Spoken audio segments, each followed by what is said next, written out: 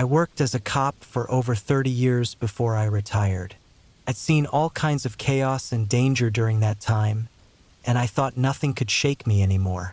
Retirement was supposed to be my chance to relax, but old habits don't just go away. I still kept my gun close, especially when I stayed at my cabin up in the mountains. I bought the cabin to escape everything. No phones, no neighbors, no noise. Just me, the trees, and the quiet. It was far enough away from town that it felt like my own little world. One weekend, I decided to go up there to clear my head. The drive was uneventful, but by the time I arrived, a heavy fog had rolled in. It wasn't unusual for this area, but it made the forest feel different, darker, quieter. Even the trees seemed closer than usual, their shadows stretching in ways that made me feel uneasy. The first night was almost too peaceful. Normally, I'd hear animals rustling in the bushes or the wind moving through the trees, but this time, there was nothing, just silence. I figured the fog was muffling the sounds, but it still put me on edge. The next morning, I went outside to chop some firewood. That's when I saw them, boot prints in the mud near the cabin. They weren't mine. I hadn't seen another car or person the entire drive up, and the cabin is miles from any trails. The prints looked fresh, leading away from the cabin and into the woods. I followed them for a little while, but they disappeared into the thick trees. I tried to brush it off, thinking maybe a lost hiker or a hunter had passed through. But this was private land, and anyone who came here would know they weren't supposed to be here. That night, the quiet returned, but it felt heavier. I double-checked every door and window, locking them tight. I even moved a few chairs in front of the doors just in case. Something about those prints stayed with me. Years of police work taught me to trust my gut, and it was telling me something wasn't right. Around 2 in the morning, I woke up to a sound outside. It wasn't an animal. These were slow, heavy footsteps moving around the cabin. I grabbed my gun from the nightstand and got up. My heart was pounding as I crept to the window. Through the fog, I saw someone standing at the edge of the trees. They weren't moving, just standing there watching the cabin. I stayed near the window, gun in hand, waiting to see what they'd do. After what felt like hours, they slowly turned and walked back into the woods, disappearing into the fog. The next morning, I went outside to check around the cabin. There were more boot prints circling the place this time. On the front door, I found a long, deep scratch, like someone had dragged a knife across it. I decided I'd had enough and started packing up to leave. As I loaded my truck, I noticed something I hadn't seen before. A trail of blood leading from the woods to the back of the cabin. I followed it, my stomach churning. It led to a spot behind the cabin where I found a crude trap made of barbed wire and wood. Whatever had been caught in it was gone, but the blood trail showed it had been dragged away. I didn't want to imagine who had set the trap or why, but it was clear it wasn't for animals. I locked up the cabin and left. I drove straight to the nearest town and told the sheriff everything I had seen. They said they'd check it out, but I knew they wouldn't find anything.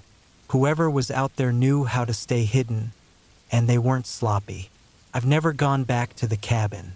The thought of being up there alone again makes my skin crawl. The thing is, I can't stop thinking about the person I saw. They knew I was inside that night. They didn't try to break in or attack, they just watched.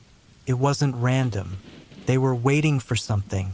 What scares me most is the thought that maybe they're still out there, moving through the woods, looking for the next cabin. Or worse, waiting for me to come back.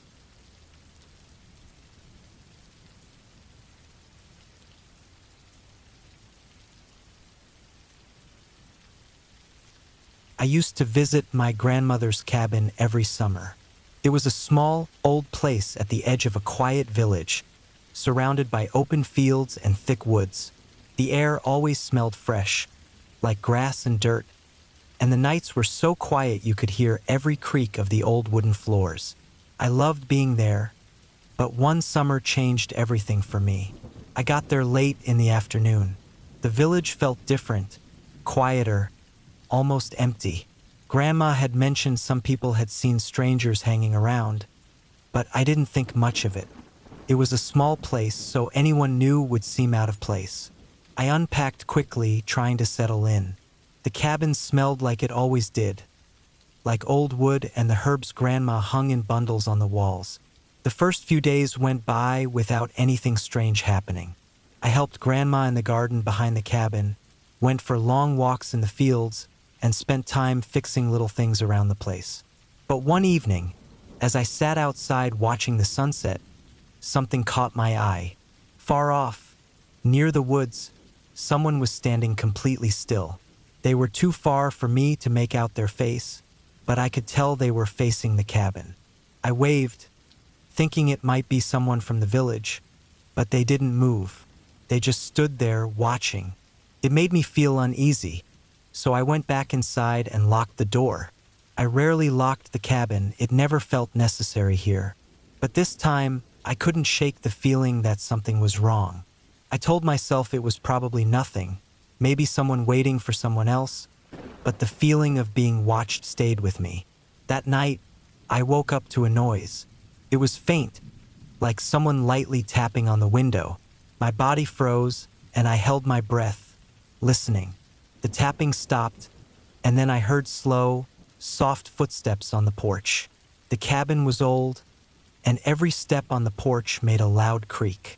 I could hear each step, slow and steady, coming toward the front door. My chest tightened, and my heart was beating so hard I was sure they could hear it. The steps stopped, and everything went quiet for what felt like forever. Then I heard the back door handle rattle. My stomach dropped as I realized whoever it was trying to get in. I grabbed the small pocket knife I kept by my bed and crept low to the floor. There was no phone signal out here, so calling for help wasn't an option. I stayed quiet, waiting for any more sounds. The rattling stopped, and for a moment I thought they had given up. But then I heard footsteps again. This time they were outside the window near the garden. I carefully peeked out through a small gap in the curtain and saw two people. They were crouched low, moving toward the garden shed where Grandma kept her tools. They were trying to stay hidden. I didn't sleep that night. I sat in the dark with the knife in my hand, listening for any sound. When the first light of morning came, they were gone. I checked the shed and found the lock broken, but nothing seemed to be taken. Grandma came back from the village that morning, and I told her everything. She didn't say much, just that we needed to be more careful. That evening, she locked all the doors and windows before the sun went down and handed me an old rifle. "You might need this," she said. I stayed up again that night, sitting in the kitchen with the rifle on the table. Around midnight, I saw movement near the garden. This time, there were 3 of them. They stayed farther back, but they were still watching. The next day, Grandma told me she'd heard stories from nearby villages, tools and food being stolen, homes broken into. These weren't locals, she said, but strangers, desperate, dangerous people. I left the cabin a week earlier than planned. I couldn't relax there anymore. Every sound made me jump. As much as I loved that place, it didn't feel safe. It's been years since I've been back. Grandma still lives there, and she says everything is fine now. But when I think of those nights, I feel a deep, cold fear in my chest. I still wonder what would have happened if they had gotten inside. And sometimes, late at night, I dream about the cabin. I see the figures standing just beyond the light, their faces hidden, their shapes blending into the dark. And I wake up wondering if they ever left at all, or if they're just waiting for someone else to come back.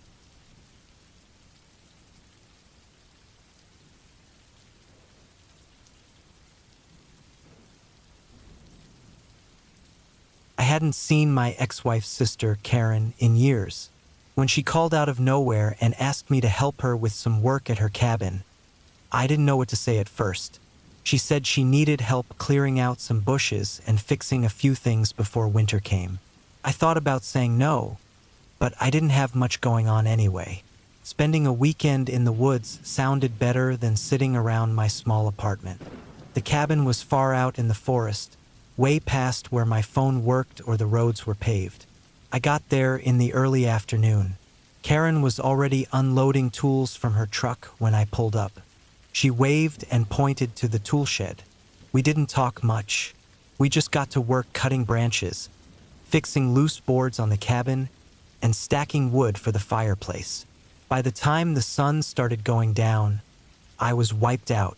Karen looked just as tired.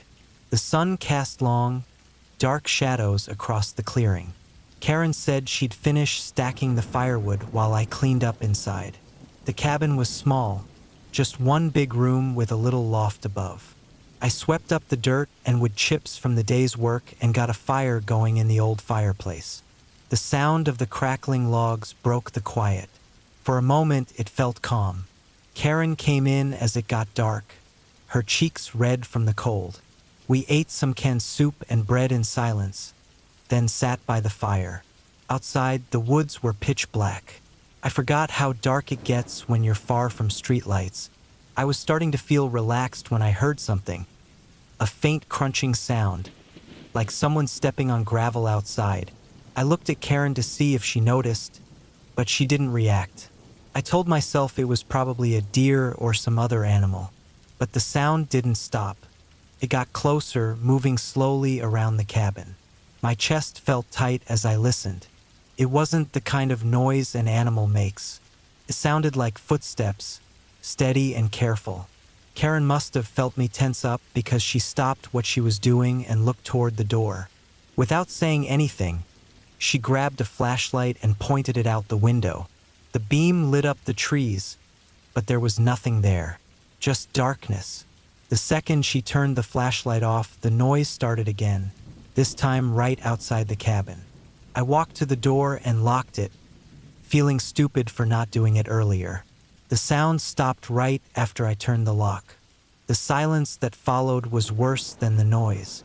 It was thick, like the air was holding its breath. Karen put the flashlight down, her face tight with worry. I didn't know if she was as scared as I was, but I couldn't pretend it wasn't freaking me out. I tried to convince myself it was just some hunter or a kid playing a prank. We decided to go to bed. Karen climbed up to the loft, and I stayed on the couch near the fire. I laid there for hours, staring at the ceiling and listening. Every little creak of the cabin made me jump. I couldn't shake the feeling that someone was out there, watching. Around midnight, the noise came back. Footsteps, slow and steady, moving across the porch. Then the doorknob rattled. My stomach dropped. Someone was definitely outside. I sat up, frozen, staring at the door. The rattling stopped, but the footsteps didn't. They kept moving, circling the cabin again and again. I didn't wake Karen. What would I even say?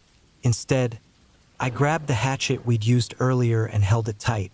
My hands were sweaty, and my heart was racing. The footsteps stopped by the back window. I held my breath, waiting. Then I heard a soft tapping on the glass. I didn't move. The tapping grew louder, more deliberate. It wasn't random. It was like whoever or whatever was out there wanted me to know they were there. Then, just as suddenly as it started, it stopped. The silence that followed was heavier than before. I didn't sleep at all that night. When the sun finally came up, Karen climbed down from the loft, yawning.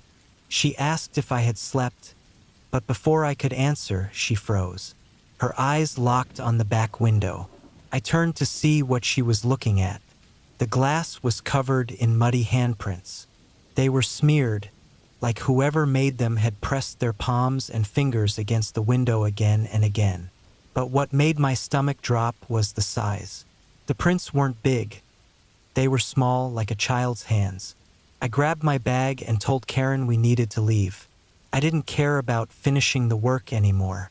But as we stepped outside, I noticed something even worse. The muddy prints weren't just on the window. They were on the walls, the porch, even the door. They were everywhere, and they weren't leading away from the cabin.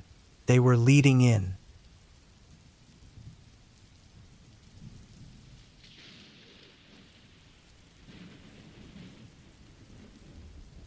It was a cold, rainy night, and I was in the middle of nowhere. I had rented a small cabin for a few days to get away from the noise of the city. The cabin was deep in the woods, far from the nearest town.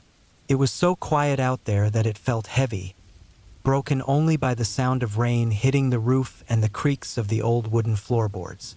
I had one small lamp turned on, but its light barely reached the corners of the room. Outside, the rain poured down without stopping, and the wind roared through the trees. The power had been acting up all evening, flickering on and off. I wasn't sure how much longer it would stay on. I tried to keep myself busy by reading, but every little noise made me stop and listen. A branch falling, tree limbs scratching against the window. The storm sounded like it was trying to push the walls of the cabin inward. Around midnight, I decided to go to bed. I made sure the doors were locked, checked all the windows, and pulled the curtains shut. As I lay in bed, the sound of the rain seemed to grow louder. It wasn't just the rain hitting the roof anymore. It sounded heavier, like something was moving around outside. At first, I thought it was just my mind playing tricks on me, but then I heard it again. Footsteps. Slow, steady footsteps on the wooden porch. My chest tightened, and my heart started pounding. I told myself it was probably just an animal, maybe a raccoon looking for food, but the steps didn't stop. They moved across the porch, pausing near the door. I lay frozen, staring at the ceiling, trying to convince myself it was nothing. Then I heard the doorknob rattle. I stopped breathing. Someone was trying to get in. I reached for the flashlight on the nightstand and quietly crept out of bed. I moved slowly to the living room, careful not to make a sound. The rattling stopped, but then I heard heavy breathing on the other side of the door. My stomach turned as I checked the lock. It was still secure, but knowing someone was that close to me made my skin crawl. I peeked through the curtains, but the rain blurred everything outside. The flashlight's beam reflected off the window, and I quickly turned it off, cursing myself for the slip. I backed away into the shadows, my hands shaking. The breathing outside got louder. Then came a scraping sound against the door. It was slow and deliberate, like metal dragging across the wood. A knife, maybe. I stood there, frozen, trying to think. If I made any noise, it might make things worse. If I stayed quiet, whoever it was might break in. Then the power went out. The lamp flickered once before going dark, leaving the cabin pitch black. My heart sank. I could hear footsteps again, this time moving along the side of the cabin, heading toward the back. That's when I remembered the kitchen window didn't lock properly. I moved quickly but quietly, grabbing a knife from the counter and crouching behind the table.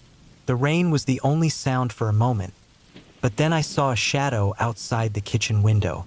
Whoever it was tried to push it open, but the window stuck halfway.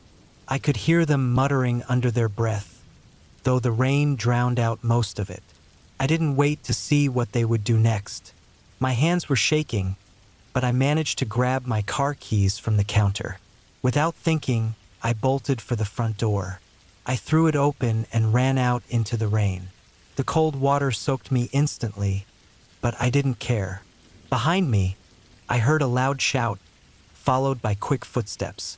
Someone was chasing me. I made it to my car, fumbling with the keys as my hands slipped from the rain. I finally got the door open, jumped in, and slammed it shut. I started the car and hit the gas, the tires spinning on the muddy ground before I sped off down the narrow road. In the rearview mirror, I could see someone standing in the rain, just outside the cabin. They didn't run after me. They just stood there watching, completely still. The sight of them burned into my mind. I didn't stop driving until I reached a gas station miles away. I called the police and told them everything. They said they'd check the cabin. When I followed up, they told me they hadn't found anything. No footprints, no signs of someone being there. Just the rain washing everything away. I never went back to that cabin. But every time it rains, I think about that night. I think about the figure outside the window and the sound of metal scraping the door, and I can't shake the feeling that whoever was out there wasn't just passing through. They were waiting, and they might still be waiting for someone else to find that cabin.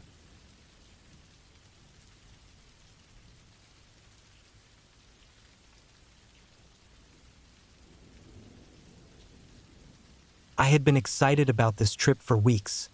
Just me, my bike, and a quiet cabin in the woods. The plan was simple: ride during the day, relax at the cabin at night, and just take a break from everything. The cabin was small but comfortable, sitting on the edge of a thick forest. The road to get there was rough gravel, with only a few houses scattered here and there. It felt far away from everything, and that was exactly what I wanted. The first 2 days went perfectly. I'd ride along the trails, stop to take in the views, and enjoy the silence. In the evening, I'd head back to the cabin, make something quick to eat, and fall asleep listening to the forest. It was peaceful, almost too peaceful, but I liked it. On the third day, I decided to check out a longer trail I had seen on the map. It went deep into the forest, and I thought it would be a nice challenge. I packed some water and snacks, planning to get back by late afternoon. The trail was harder than I expected, with steep climbs and thick plants growing over parts of the path. I didn't realize how far I'd gone until the sun started to sink behind the trees.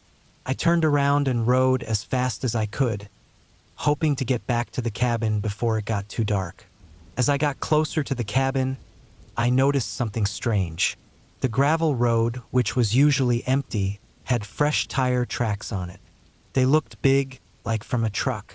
I didn't remember seeing any cars or trucks the day before, and there were no other cabins nearby. At first, I thought maybe someone was lost or making a delivery, but it felt wrong. When I got to the cabin, the first thing I noticed was the door. It was open, just a little swinging in the wind. My stomach dropped. I was sure I had locked it before leaving. I stopped my bike a few feet away and listened, but the woods were quiet except for the wind in the trees. I slowly walked up to the door, my hands shaking, and pushed it open. Inside, everything looked normal at first. My bag was still next to the couch, and the kitchen counter looked like I had left it. But then I noticed my water bottle. I had left it on the table, but now it was on the floor. It wasn't knocked over, it was just sitting there, like someone had picked it up and put it down in a different spot. My heart started pounding. I checked the bedroom and the tiny bathroom. No one was there. Trying to convince myself it was nothing, I locked the door again and wedged a chair under the handle for extra safety. I thought about leaving, but it was too dark to ride back safely. I told myself I'd leave first thing in the morning. That night, I couldn't sleep. Every little sound made me jump. Just after midnight, I heard it, footsteps. They were slow and steady, moving around the cabin. My body froze. The steps circled the cabin, crunching on the gravel outside. At one point, they stopped near the window by the kitchen. I stared at the curtain, barely breathing, praying they wouldn't move. The footsteps started again, fading into the woods. I didn't move for the rest of the night. I clutched a kitchen knife I had grabbed earlier, my heart pounding so hard I thought whoever was out there might hear it. When the sun finally came up, I grabbed my stuff, threw it on the bike, and took off. I didn't even look back. I pedaled hard, my legs burning, but I didn't care. I just wanted to get out of there. About a mile down the road, I saw something that stopped me cold. Just off the trail, hidden behind some bushes, was a small campsite. There was a fire pit, a chair, and a tarp strung between two trees. It hadn't been there before, and it was close enough to the cabin to explain the footsteps. Someone had been staying there, close enough to watch me. I didn't stop to look any closer. I kept riding until I reached the main road. I've never gone back to that cabin. Even now, I still think about those footsteps and the campsite. But what scares me the most isn't what happened that night. It's what didn't. Whoever was out there wasn't just watching. They were waiting for me to leave or for the right moment to come inside.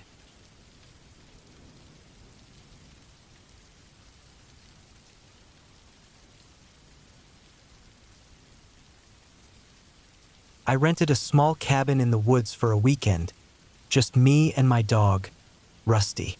We'd done some hiking before, so I thought he'd enjoy the quiet and peace away from the busy city. The cabin was old but sturdy, sitting alone on a little hill, surrounded by thick woods. I parked the car, grabbed the bags, and let Rusty out. He took off right away, running excitedly into the trees, tail wagging. It was a quiet spot with no other houses for miles. I spent the first evening settling in, unpacking my things and making the place feel like home. The air was cool, and the sun was setting, shining through the trees and making everything feel peaceful.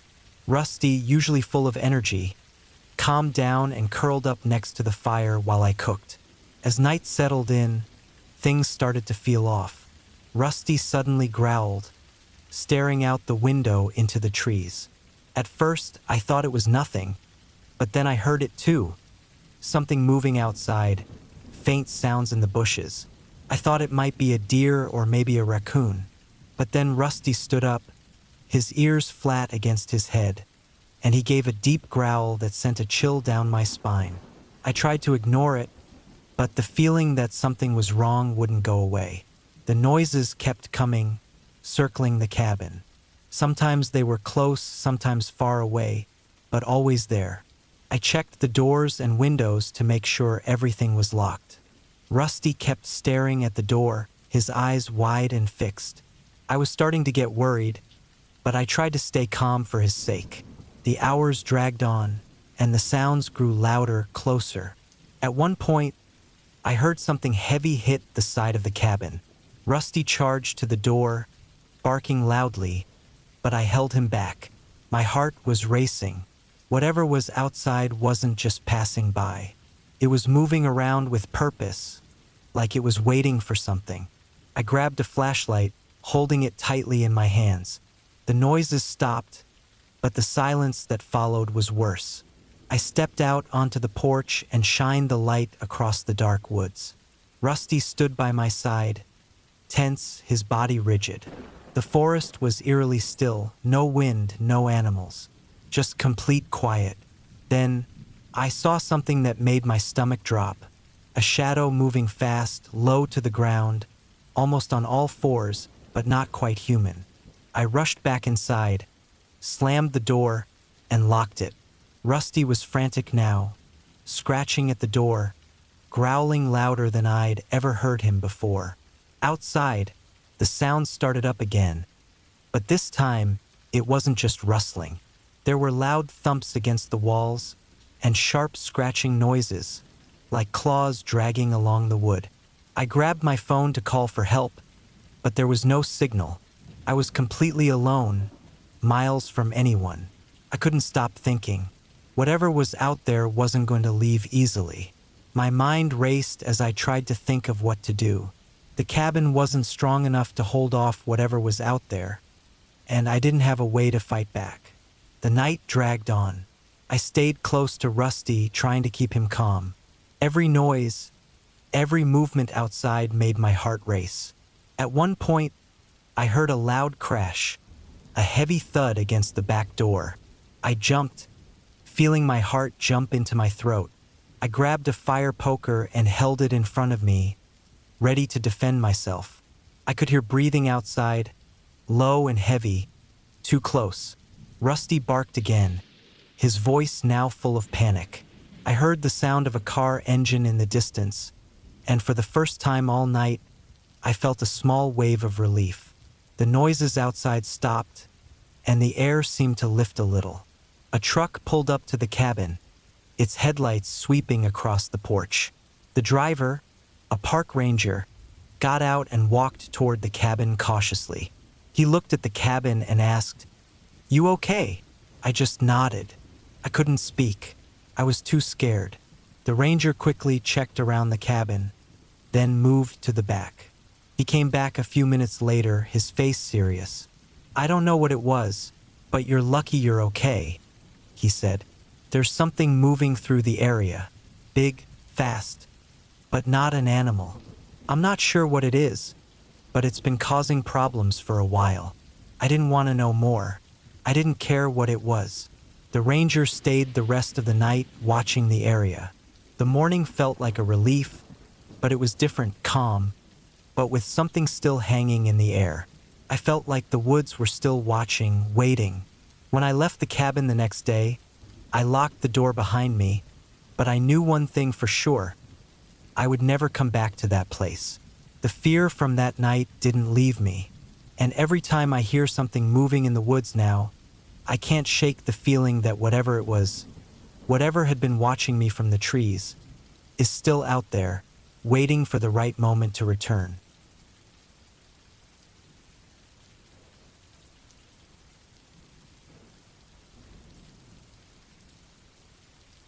Last summer, 2016, I rented a small cabin deep in the woods for a weekend getaway.